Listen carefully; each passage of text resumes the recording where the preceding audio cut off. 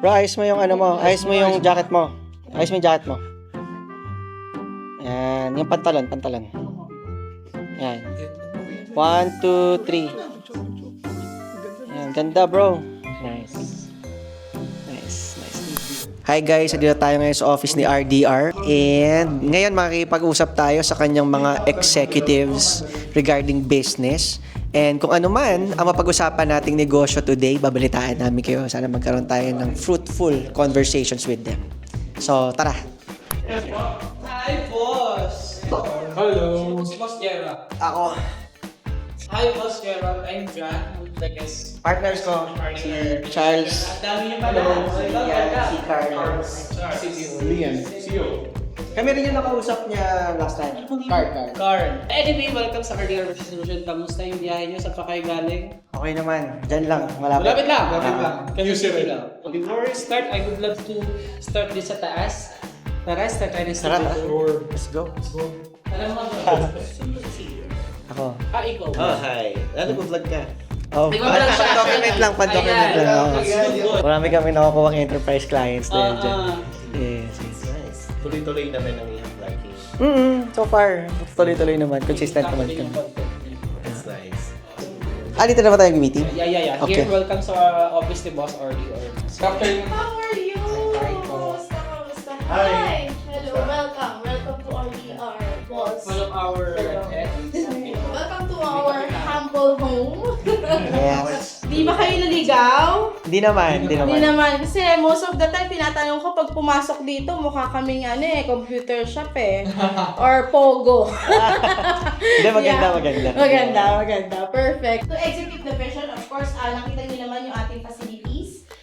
And it's just that, one another problem, I just want to tell you. Kulang kami sa system ng inventory. So, if you could help us with, sobra kami, ang dami na namin nawalang gamit. As in, Asset management yan. yeah. Okay, tawag. yung sa yung mga computer, yung mga device. Yes! Kanina And ang kasama. PC namin, super PC. So, I think talagang kailangan namin. Pag Gen Z talaga, may ganun. So, PNC! Wow! PNC. Website, inventory. Kayo ba ang may gawa nung tungkol sa real estate niya? Sa properties? Nag-interview si Boss RDR. Ang mangyayari, hindi na kayo papansinin after the interview. Tinatanong namin kasi we have after sales Ang after sales lang namin is to communicate with them. How's the video? Kamusta? Anong feedback? Anong nangyari sa inquiries po ninyo? Hindi na kami sinasagot. Pero nagugulat kami, 10 branches ang binubuksan. So, wala na. Parang ang nangyari. Leche puwera. Oo. Pero sabi ko, kung nakasubscribe sila sa accounting mo, sa sales mo, sa inventory yeah, mo. definitely. Ang sa amin lang naman is we need their testimony to look na again, malaking tulong sa kanilang RDR. Yes, ma'am. Once na nag-over-expand ka at wala kang right tools, the next question is, kaya mo bang i-sustain yung expansion mo? Diba? Yeah, So, that's- ang ibebenta nyo next time is, bigyan ka namin ng malaking opportunity. Pero for you to sustain it and for you to handle it and scale it, you must subscribe to these tools. Ganun siya. To make it long term. Meron kaming brand na gusto paputukin din yung EYS. Oh, what's that? Yeah, it's a booking of services. It's like, Oh, but not cars. Yeah, Servisyo. Pwede kang mag-book ng electrician, tubero. oh, wow. Aircon That's new, technician. And we can also... So ito Pero naman. na siya. Gumagana na siya. Downloadable na siya. Nasa 20,000 users. 20,000 Yung registered users? downloads namin sa iOS. Around 20, 40. Bagong internet. Kailangan nyo mapakita kay Boss RDR. Paano kayo nakapag-onboard ng 20,000 subscribers? Meron kaming affiliates. Alright. So, video affiliate marketing sa site mo. Perfect. Sige. So, ayun mga boss, if it's something na ito yung sa tingin niyo pwede yung i-launch with RDR Talks or other campaigns that we have, pwede naman. Kailangan pa na-start mag-content, Boss. Actually, nakaka 20 episodes pa lang kami. Parang Pero, yung year lang. this year lang. Tuloy-tuloy no? Kamusta ang content creation? so far, naka-revenue na kami ng 13. Hindi, yung sa views. Hindi, wala sa Mababa, pero yung Conversion sa convert actual, sa actual malaki. business. Oo. Actually, what we're doing is yung contents namin supposed to be organic. Ang nangyayari, some of the clients na nakakita ng vlog tends to meet us earlier than dun sa concept na naghahanap pa sila ng ibang vendor. Ayun siya. So, pag nakita nila yung vlog, nakita nila yung some of the deals, pagka-meet sa office, pupirma sila ng contract. Ganun siya. So, for me, yung authentic vlogging, ano siya nakapagbigay siya ng trust and confidence on our end para dun sa decision makers na clients.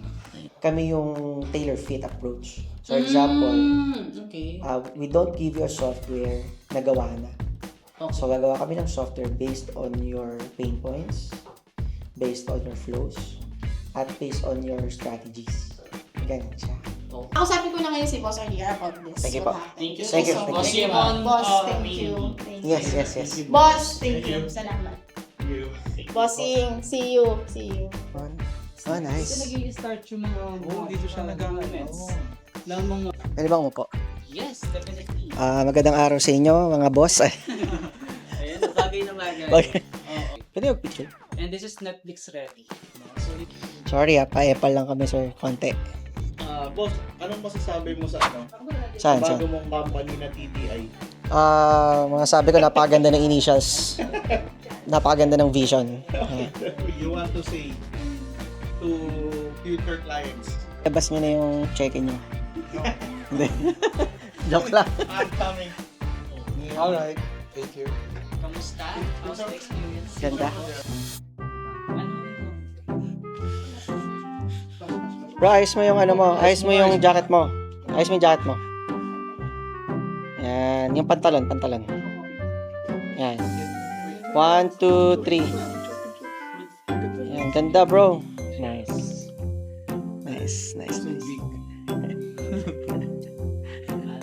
Ganda-ganda ng picture ko sa'yo kanina dun sa restaurant. Hindi, maayos naman eh. Maayos Ako doon shoot. Ikaw naman, ikaw naman. picture. Ikaw naman. Hindi, ako alam mo na gagawin mo eh. Hindi mo nga baba yung mukha. Ay, yung ano, helmet. Ayaw. So, tapos na tayo with meeting RDR's executive group. Napakaganda na pag-usapan namin. And next week, magkakaroon na tayo ng meeting with the owner, RDR himself, and yung business partner niya, the CEO of another company related to RDR Solutions. So, next week, abangan nyo. So, it's an exciting journey dahil makakasama natin sila into creating business solutions with businesses na blessed ng RDR, na nabigyan nila ng opportunity na magkaroon ng madaming leads at makapag-expand. So tayo naman, ang opportunity naman na ibibigay natin with them is more on sustainability. At the same time, giving them the right tools for the scalability of their business. Ayun lang siya. So salamat sa pagsama niyo sa amin today. This is our Project Activated episode. So thank you very much. God bless sa inyo.